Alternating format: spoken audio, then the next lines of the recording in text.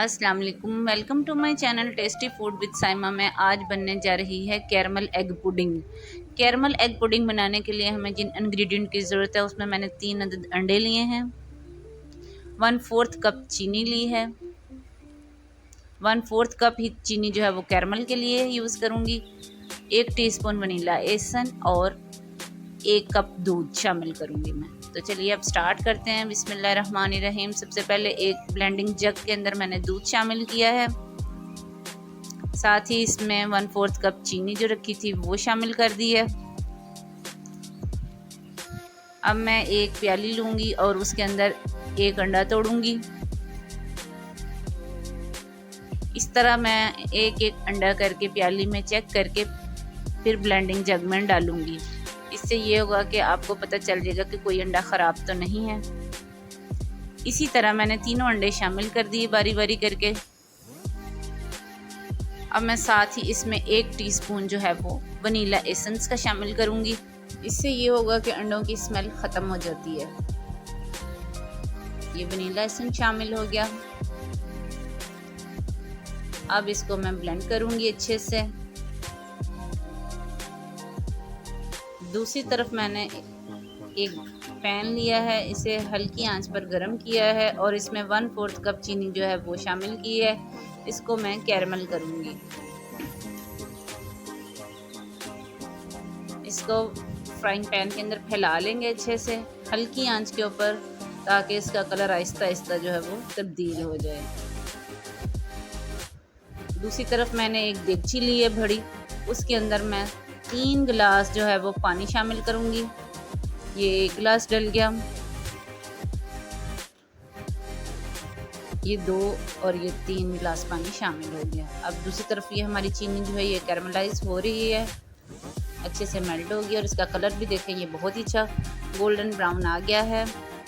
तो अब मैं इसको जिस बाउल के अंदर मैंने पुडिंग सेट करनी है उसमें मैं इसे शामिल कर रही हूँ और इस बाउल को मैं सेट कर लूँगी।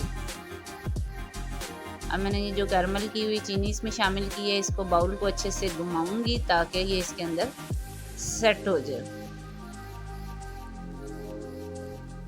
हमारा बाउल रेडी हो गया है जिसमें मैंने पुडिंग तैयार करनी है। मैंने ये मार्बल का बाउल लिया है गहरा वाला, उसके अंदर ये मैंने कैरमलाइज कर लिया। अब जो मैंने ब्लेंडर के अंदर मिक्सचर तैयार किया था उसको इसके अंदर शामिल कर दूंगी। बाउल के अंदर मिक्सचर शामिल हो गया सारा। अब मैं इसको एल्युमिनियम फॉइल के साथ जो है अच्छे से कवर करूंगी और कवर करने के बाद पानी में बॉयल आ गया और इसको मैं बिल्कुल हल्की आंच पे 25 मिनट से के लिए रख दूंगी। 25 मिनट के बाद मैंने इसे जब खोला तो मैंने इसको छुरी के साथ चेक किया कि ये साग तो नहीं लग रही, इसका मतलब ये कुक हो चुकी है। 25 से 30 मिनट के बाद जब इसको मैंने निकाल लिया है, ये एहतियात से निकालिएगा, बहुत गर्म है। इसे थोड़ी देर के लिए मैं ठंडा करूँगी और ये देखिए ये छुरी के साथ बिल्कुल भी नहीं चिपकी, ये बिल्कुल रेडी हो गई है। थोड़ी देर ठंडा करने के बाद इसको मैं फ्रिज में रख दूँगी। 1 घंटे के लिए मैंने फ्रिज में रख दिया था इसे, उसके बाद बाहर निकाल लिया। अब छुरी के साथ इसके किनारों को अलग कर लिया है। अब साथ ही इसके ऊपर मैं एक बड़ी प्लेट जो है उसे उल्टा करूँगी और इसको आराम से उल्टाऊँगी। बिस्मिल्लाहिर्रहमानिर्रहीम। तो देखिए माशाल्लाह से हमारी कैरमल एग पुडिंग जो है वो तैयार हो चुकी है। बहुत ही खूबसूरत इसका कलर है। अब मैं इसको काट के देखूंगी।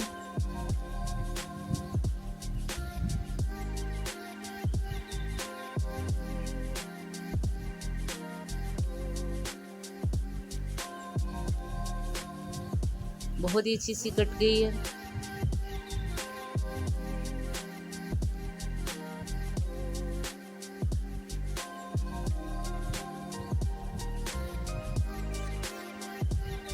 और अब आप इसका जिगलीपन जो है वो देख सकते हैं।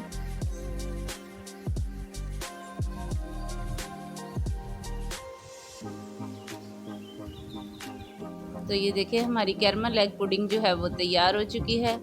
अगर आपको मेरी रेसिपी अच्छी लगी हो तो प्लीज़ इसे ट्राई करें, लाइक करें, शेयर करें, खुद भी खाएं, बच्चों को भी इंजॉय कराएं।